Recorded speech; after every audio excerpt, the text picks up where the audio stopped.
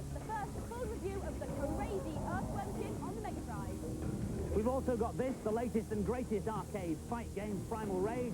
Later, we reveal some special killer moves.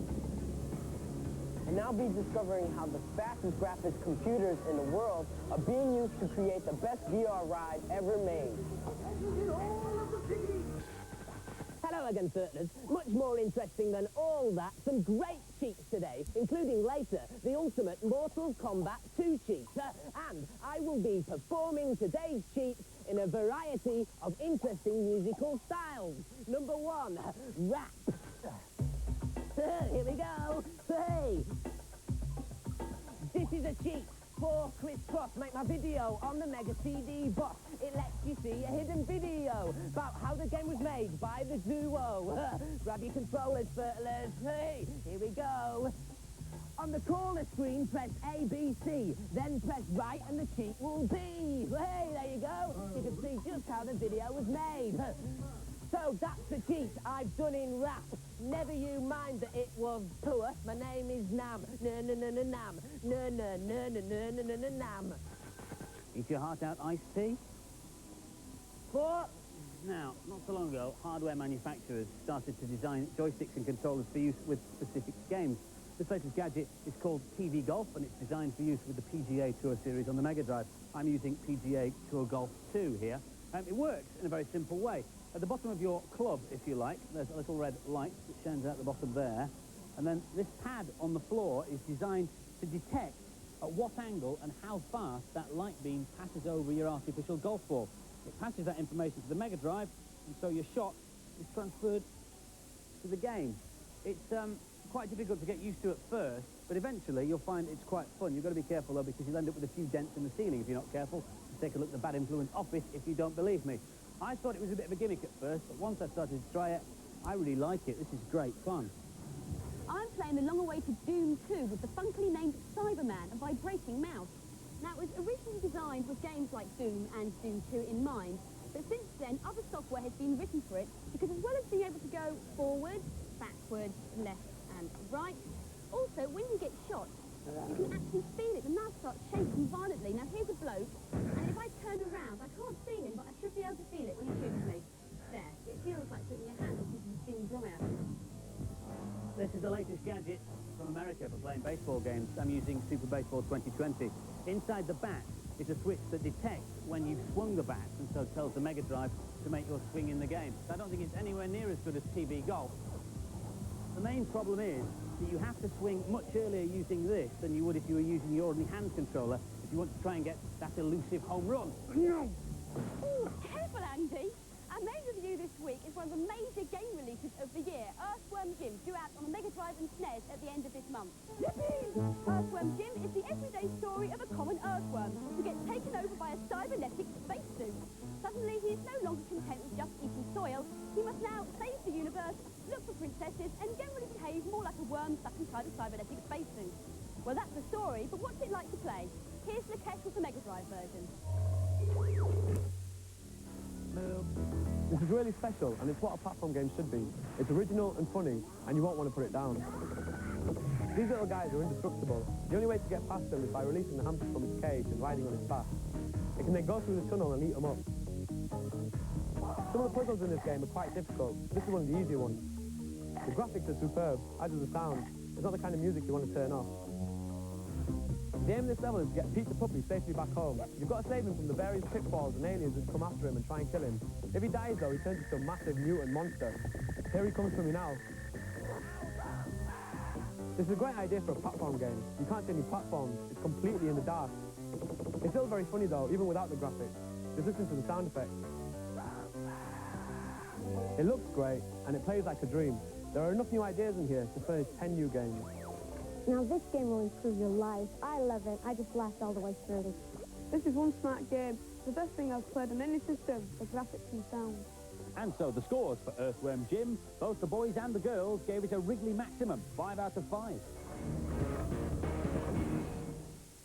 What do all of these things have in common? The latest and hottest Nintendo game system, a Teletop computer that lets you run videos on demand, and the dinosaurs in Jurassic Park. Well, they all rely on hardware made by just one company, It's called Silicon Graphics, and this is its headquarters in Mountain View, California, right at the heart of Silicon Valley. Now, you may not have heard of Silicon Graphics yet, but you certainly will next year, because they're designing the hardware for Nintendo's new home console, the Ultra 64. This is a demonstration which gives a taste of just how good the games will look. At the moment, Silicon Graphics computers are used mainly by professionals for what's known as visual computing. You'll find these machines wherever very high-quality images are required. There's a whole range of computers, from desktops to room-sized models. Everything from cars and airplanes to phones and sneakers are designed on them. Weather forecasters use them to visualize complicated weather patterns. They're even used to produce images for movies, and they power the simulators which pilots use to train and practice. I was really lucky to have a go on an F-18 military sim. But now, for the first time, all this power is being harnessed to produce the next generation of VR rides. 2,000 miles away at Epcot in Florida, Disney Imagineers are working with Silicon Graphics to produce the best VR ride yet. You go that way, and I'll go this way. It's based on Aladdin, the movie, and it lets you fly a magic carpet through the rooftops of Agrabah and down into the bustling marketplace, where you meet and interact with beautifully animated characters. I've got brand new rugs and I've got used rugs. You control your movement by grasping the edge of the carpet.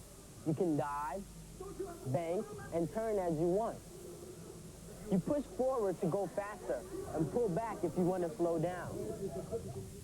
You hardly notice that you're wearing a bulky headset because it's supported by springy wires. Inside, you get 3D pictures and 3D sound that appears to surround you. The ride isn't finished yet. Eventually, there'll be several different stages to your virtual adventure, including a fly through the Cave of Wonders. The Disney Imagineers are using the public as guinea pigs to test their ideas.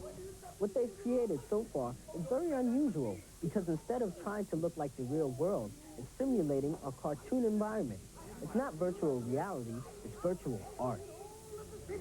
In many previous simulation and virtual reality experiences, what people tried to do when they were developing this was to recreate the real world. And that's a very difficult thing to do, and the reason it is because everyone is exposed to that on a day-by-day basis. If you look out the window of your car, or you look out the window of your house, or you walk around inside your house, these are things that people do and they're very used to. When we look at what Disney is doing in their ride, what they're doing is they're taking an animated experience, a non-real world experience. And so by taking that, it becomes much more virtual art than virtual reality. The ride is a unique experience for every flyer because in the first few seconds, the computer monitors your head movement and records how you fly. From this information, it works out a profile and changes the experience to fit each individual. So a streetwise kid from New York will find the ride much more violent and exciting, with more bad guys to fight. When your granny has a goal, she'll find the guards of Agrabah simply wave her on her way on a gentle flight. Don't you have a horn on that thing? Z-Ride flying through Agrabah, and that's the first time that ride's been seen on television. Now, as we said at the beginning of this report, one of the most interesting uses of Silicon Graphics computers is in creating movie special effects. Now, two of the major films currently on release couldn't have been done without computer graphics, or CG as they're known in the business. Who cares? Sometimes the results are obvious, as in this summer's big hit, The Mask.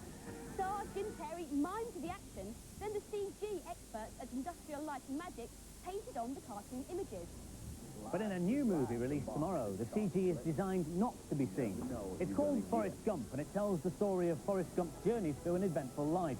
On the way, he meets many famous figures from the 1960s and 70s, and CG was used to seamlessly join the old footage with the shots of actor Tom Hanks, who plays Forrest. In this scene, for example, he meets President Kennedy. The image of Kennedy was taken from some 30-year-old library film, and Tom Hanks was filmed against a blue screen performing the right actions.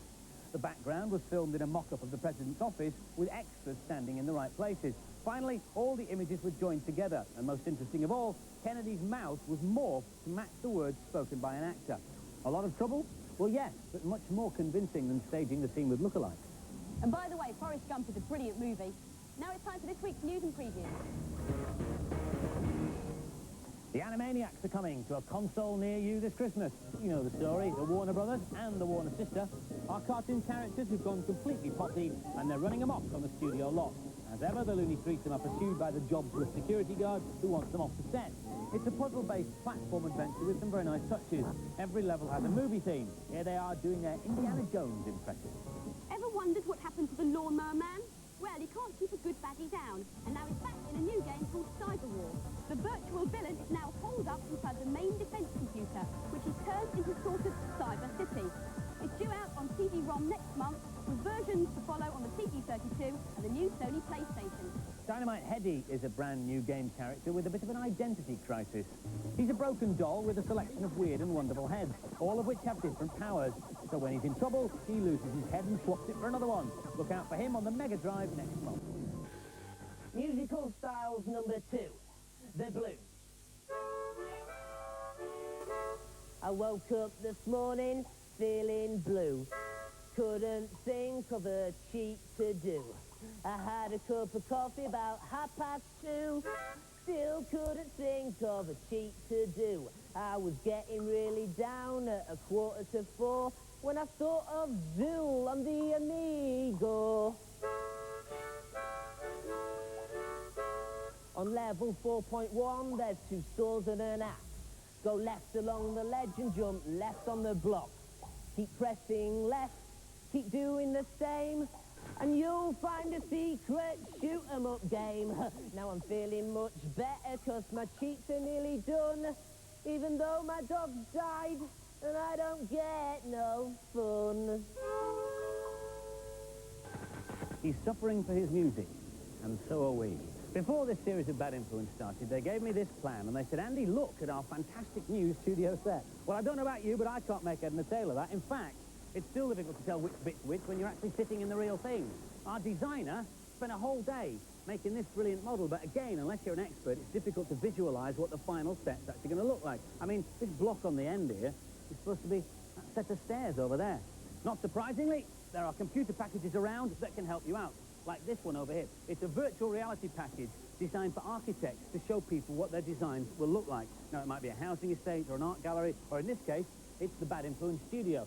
You can program in your fixed viewing or camera positions, and this mouse is really good because you can program them in and then recall them using these buttons here. So, 2, for example, is the position I started in, and on this button here, I've programmed in a shot which matches our camera right up there. You can pan round to the left and right just like the real thing. Now we go around to the left of the gantry, and back to the video wall, if you'd be so kind. There's the gantry, and back to the video wall. You can also program in lots of really tricky camera moves. In fact, this one's so tricky you probably couldn't really do it in our studio. You can choose how much detail to have in your virtual world at a price. The more there is, the slower it runs. The computer also does a clever thing so that it can run as fast as possible. It only draws full detail when you approach an object. So watch the PC screen and the table carefully. Suddenly I feel strangely detached from reality. The Bad Influence set, the real one that is, wasn't built in a day, and neither was the virtual one. You have to start with basic shapes. Now, I've taken a basic cube shape here and made it into a studio tabletop. Then I've added a leg, and to finish off the table, I can just reproduce that leg a couple more times. That wireframe you can see around the table, by the way, is called a bounding box, and that defines the space an object occupies in the virtual world. What it's there to do is to prevent 2 objects occupying the same space, which of course in the real world is impossible. Now once you've finished your table, you can create some more if you want by reproducing that table as a whole. I just click on this little blue triangle here, and I click on the icon on the side, and then I can move it around, and this is an overhead studio floor plan, so I can plop it down wherever I like. You can grab stills or video clips. There's even a virtual NAM. Hello, slimy turtlers. Frightening. Now no virtual studio will be complete without a virtual presenter. And there she is. Violet! Violet, speak to me. And now, some more games reviews. Theme Park caused a huge stir when it was released on PC this summer. Now it's out on the Amiga 1200. You've got to build the world's best theme park. Every decision you make has a knock-on effect. Not a game to blast them up fans then. This is one you have to think about. Here's Chris. It's a bit daunting when you begin the game, because you start with an empty field. So the first thing to do is build a pathway, and I found the best way is to adopt a grid pattern, so your people can walk around the attractions properly. Here I am just putting the finishing touches to my brand new roller coaster. You can alter the height of the ride, the duration, the length, and the speed of it. I'm just moving off the corner here so people don't bring up their lunch. So where did they get their lunch from? Well, I've built a fry stall and a cola stall, and I've done a bit of a sneaky thing by putting a bit too much salt on the fries so they buy more drinks and spend more money at my park. Now, we can see by the little face at the bottom that people aren't really happy here, and I think it's because there's too much litter around, so I'll have to employ some more handymen. A lot of fascinating and unexpected things happen in this game. It takes a long time to play, but the more you put in, the more you'll get out. Despite the funky name, this isn't the kind of game that gives you instant thrills. You need a lot of patience. This is a really absorbing game, and you could lose yourself in it for days. Theme park scores then. Both the boys and the girls gave it an excellent game if you've got all day to spare, 4 out of 5.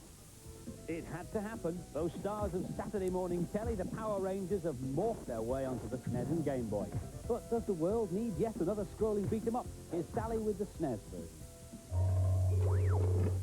The game's not as bad as a TV film, but it's a close thing.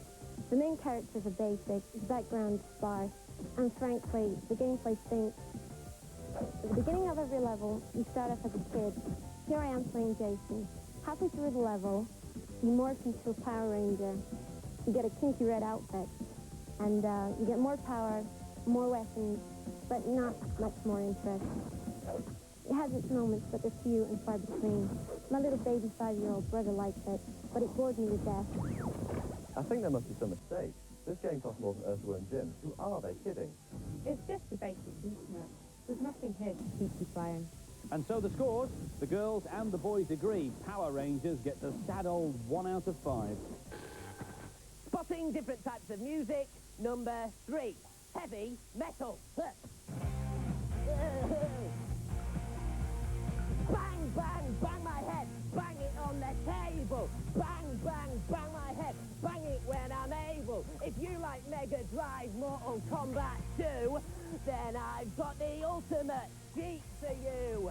It lets you control every aspect of the game. You need to control every aspect of the game. On the options screen, go down to done, then press left, right, down, right, left, right. And then you can fight. You can change everything in the game. And then go bang, bang, bang. Bang, bang, bang on everything I can. Bang, bang, bang. I'm a heavy metal fan. Bang, bang, bang, bang. Now I'm getting on down and dirty. Last week's competition prize was a Mega CD with a copy of Rebel Assault. We asked you, in the Star Wars films, what was the name of Princess Leia's home planet? Now the answer is Alderaan, as loads of you knew. In fact, we had over 9,000 entries. But the lucky winner was David Clifford from Orpington in Kent. Well done. 10 runners-up get batted to a T-shirt. This week we've got 2 Earthworm Jim games to give away as prizes, one with a SNES and one with a Mega Drive. And the competition question is, how many eyes does an earthworm have? You can phone in your answer on 0891 55599. Call will cost no more than 25p. Lines will close at midnight on Monday. As always, make sure you get permission from the person who pays the phone bill before you dial. Before we go, have a look at this. Primal Rage, a new game taking the arcades by storm. The game is a one-on-one beat-em-up like Street Fighter and Mortal Kombat, but the Jurassic graphics have been produced by using a special animation technique called stop motion, usually found in movies. Animators constructed clay monsters and moved them frame by frame, digitizing them into the game. Each of the 7 Dino monsters has over 70 moves, including some horrendous finishing moves and some stunning specials, like I'll show you. I'm Diablo on the right here. If I hold down these 2 buttons, on the left now, add the flame, that's the clockwise rotation. Anti-clockwise, you get the fireballs. Now, make sure you don't miss next week's programme, because you'll kick yourself if you miss one of our items. Can't tell you anything about it now. It's top secret, but don't miss it. And our main review this week is Sonic and Knuckles. Here's the exclusive first look at it. See ya. Bye-bye.